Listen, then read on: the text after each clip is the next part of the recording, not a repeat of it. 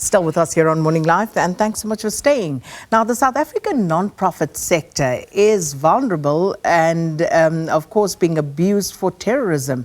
Government and private sector partnership published a report on the terrorist financing risk assessment on the non-profit organization sector. The report will result in focused, proportionate and risk-based measures to mitigate the identified risks.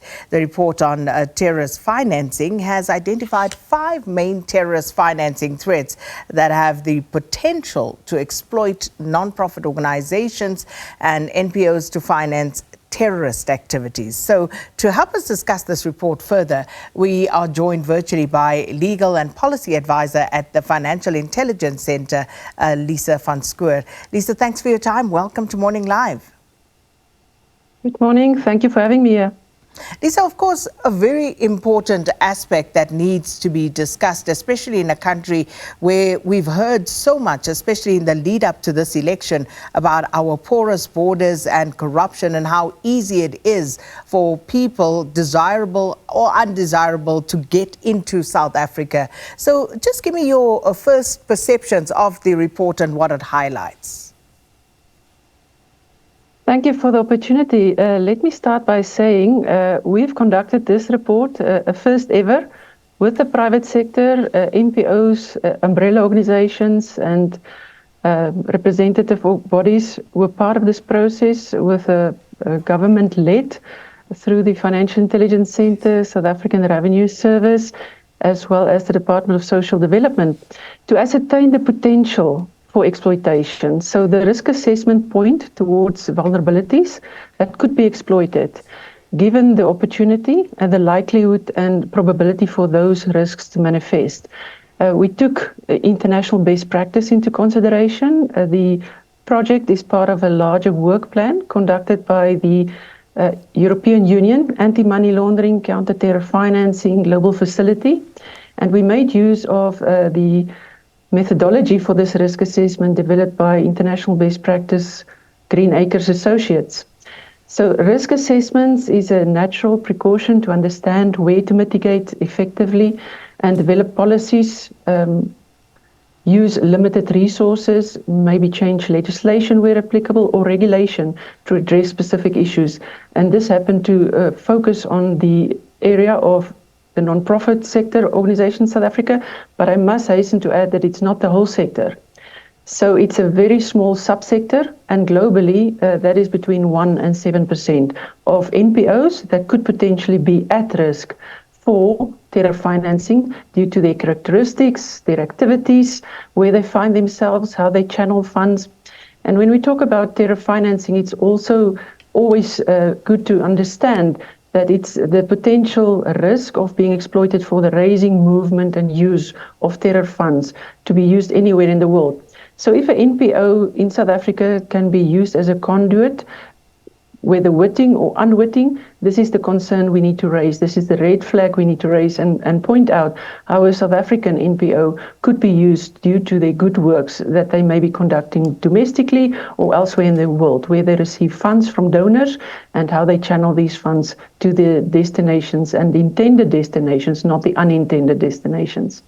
So, Lize, you say it's a small part of the entire NPO sector. So what sort of work would those that would be perhaps at higher risk of being used for this sort of terror funding generally be absorbed in the NPO sector?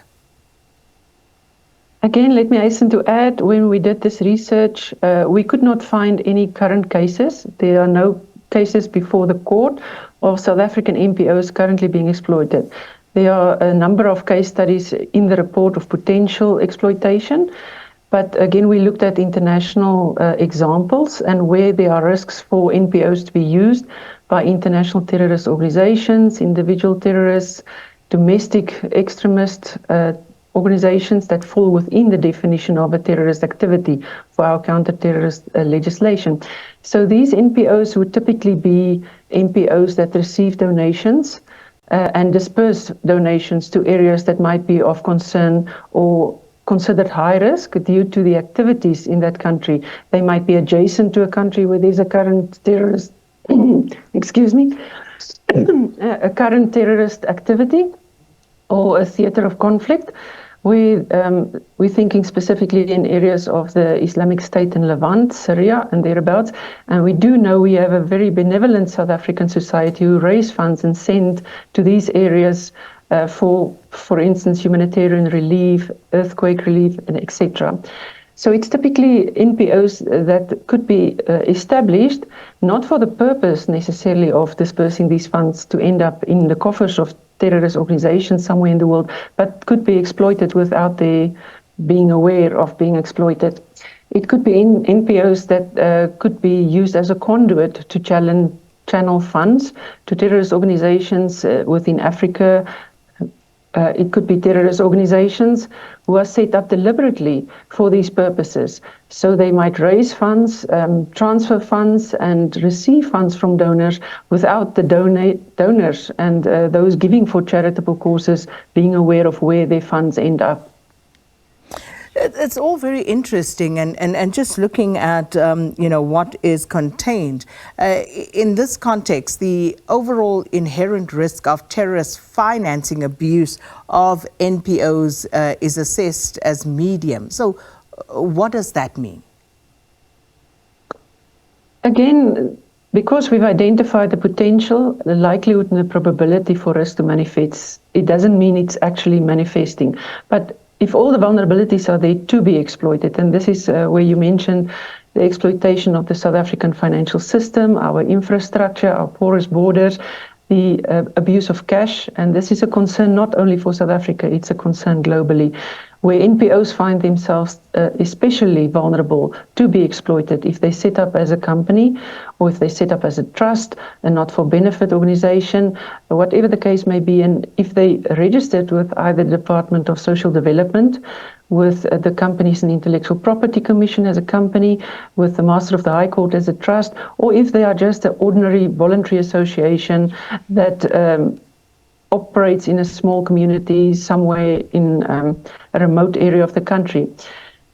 We are saying we have sufficient checks and balances in the country in the form of our legislation, our regulations, and our registration system for these NPOs to operate and do the good works that they are supposed to be doing for the funds to reach their intended purposes, for the important work that they are doing in society. So we are saying it's not a high risk, it's a medium risk, therefore there are already mitigating measures in place. We are aware of those instances and that very small percentage of NPOs that fall within this subcategory of NPOs at risk. And this is developed by the guidance of an organization called the Financial Action Task Force. This is a global standard setter for anti-money laundering, counter-terror financing, and counter-proliferation financing of weapons of mass destruction. They are doing the assessments of countries, they develop the policy, and they also define what are considered, for instance, in this regard, NPOs that's at risk to be exploited. So we take the lead from international organizations, international standard setting bodies, and we look at the trends and typologies globally.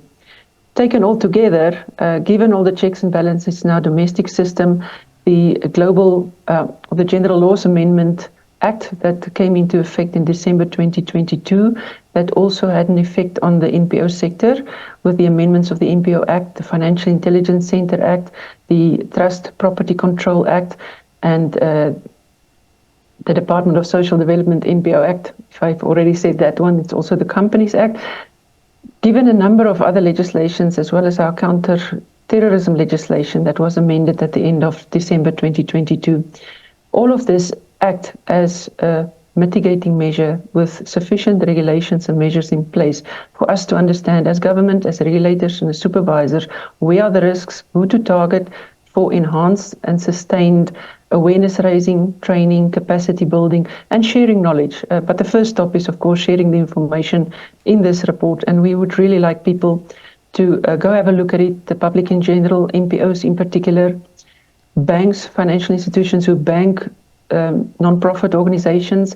The report is available on the FIC website at fic.gov.za.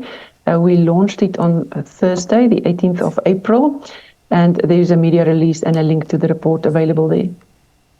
And just finally there, Lisa, are you aware of any convictions of any terrorist financing abuse of NPOs in South Africa over the last 2-3 decades? No, that's also stated in the report. There might be currently investigations underway. That's already at an advanced stage, but we couldn't point towards one case. Therefore, again, this is not putting the risk at high risk. We're aware of the vulnerabilities, and should a risk manifest, we'll also take that into consideration when we have cases of successful prosecutions or assets frozen of NPOs that could be knowingly or unknowingly, wittingly or unwittingly be exploited for terror financing. But at the moment in time, we are not aware of such cases, but we are alert and aware of ongoing investigations, and those will be ongoing for future reference and future review of this report and assessment of risk.